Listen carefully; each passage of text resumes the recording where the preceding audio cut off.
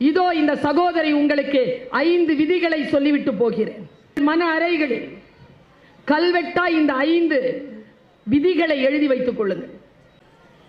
ஏதேனும் ஒரு சொல் வந்து சேர்ந்தா என்னை நானே அதை முழுமையாக என்னை நேர்படுத்திக் கொள்வதற்கு அது பயன்படுகிறதா என்று பார்ப்பேன்.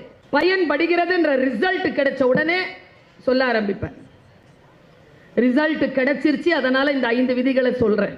இந்த வயதில் தாழ்த்தப்பட்ட, பிற்படுத்தப்பட்ட, ஒதுக்கப்பட்ட ஒரு சமூகத்தில் பிறந்த நான் இன்றைக்கு உலகமெல்லாம் சுற்றி வரக்கூடிய ஒரு பேச்சாளராக, பல்கலைக்கழகத்திற்கு கீழே இயங்கக்கூடிய நீதிபதி பஷீர் அஹமத் சையத் மகளிர் கல்லூரி என்கின்ற SIT கல்லூரியில் 25 ஆண்டு காலம் பேராசிரியராக, ஒரு மிகப்பெரிய ஒரு இலக்கியத்தை ஆய்வு செய்த காரணத்தினால் முனைவர் பட்டம் பெற்றவளாக, 31 நாடுகளுக்கு மேல் பயணம் செய்யக்கூடிய ஒரு பயணியாக நிற்கிறேன் என்று சொன்னால் சில வார்த்தைகளின் ரகசியங்களை புரிந்து கொண்டிருக்கிறேன். அதை உங்களுக்கு கடத்துவதற்காக வந்திருக்கிறேன். ஒரே ரகசியம் என்ன தெரியுமா? என்னாலே முடிகிறது என்றால் உங்களால் ஏன் முடியாது? என்னுடைய ட்விட்டர் பக்கத்தை எடுத்து பாருங்க, என்னுடைய இன்ஸ்டாவை எடுத்து பாருங்க.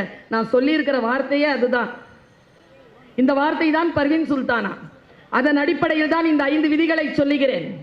ஏன், எதற்கு, எப்படி என்று கேட்காமல் வாழ்க்கையில் ஒருபோதும் நம்மால் அமைதியாகவும் நிறைவாகவும் வாழ்ந்துவிட முடியாது. அடிமையாகத்தான் வாழ முடியும். எனக்கு அடிமையாக வாழ்வதில் உடன்பாடு கிடையாது. சுதந்திரத்தை நேசிப்பவள் நான். அதனால் இதை சொல்லிவிட்டு போகிறேன். மிக சூட்சுமமாக இதை நான் சொல்லுகிறேன். அடிப்படையில் சில வார்த்தைகளுக்கான தெளிவு பிறக்கின்ற பொழுதுதான், அதன் ஆழத்தில், அர்த்தத்தின் ஆழத்தில் சென்று அதை கை கொள்ளுகின்ற பொழுதுதான் ஞானத்தினுடைய கதவு திறந்து கொள்கிறது. மிக சாதாரணமான ஒரு சூழலில் பிறந்த என்னால் இப்படியெல்லாம் வர முடிகிறது என்றால் இதுதான் நான் சொல்லுகின்ற, உலகத்திற்கு நான் தருகின்ற 3 வாசகங்கள். என்னுடைய இன்ஸ்டாகிராம் பக்கத்தில் கூட அதுதான் இருக்கும். உன்னால் முடியாது என்று சொல்லுவதனை இந்த உலகத்தில் யாரோ ஒருவன் செய்து கொண்டுதான் இருக்கிறான். உன்னால் முடியாது என்றால் யாராலும் முடியாது, யாராலும் முடியாது என்றால் உன்னால் மட்டுமே முடியும். இதைத்தான் நான் எழுதி வைத்திருக்கிறேன்.